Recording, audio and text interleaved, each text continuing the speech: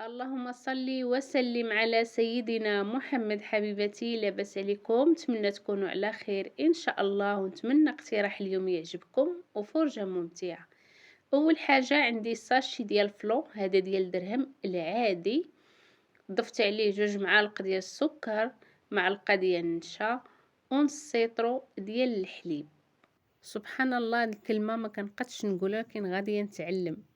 نتمنى تدعموني بواحد لايك وشكرا لكم. هاد التحلية بنكهة البرتقال، داكشي علاش ضفت انا هنا نص معلقة ديال نكهة البرتقال، وكنخلط المكونات مع بعضياتهم وكنديوهم فوق البوطة حتى كطيب لينا هاد الكريمة. كنبقاو نخلطو باش ما كتلصقش لينا. من بعد ما طابت كنضيف لها معلقة كبيرة ديال الزبدة، وكنضيف 4 ديال القطع ديال الشوكولات البيض صافي، وكنبقى نحرك حتى كيذوب هاد الشوكولات. وكنجيب الكؤوس اللي غادا نصايب فيهم، كنخوي فيهم بحال هكا وكنديهم للثلاجه حتى كيبردوا، باش عاد كنضيفوا عليهم الطبقه الثانيه.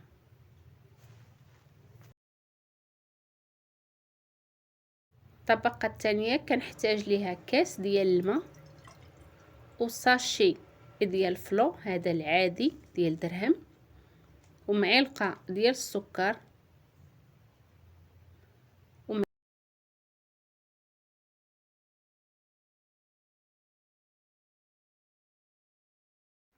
كنخليو الخليط ديالنا يوصل لدرجة الغليان، وكيكون فلو الاول برد وعاد كنضيفو عليه هاد الثاني، وتا هو كنخليوه حتى كتنزل الحرارة ديالو، وكنديوه للثلاجة حتى كيبرد مزيان، وعاد كناكلوه وبالصحة والراحة.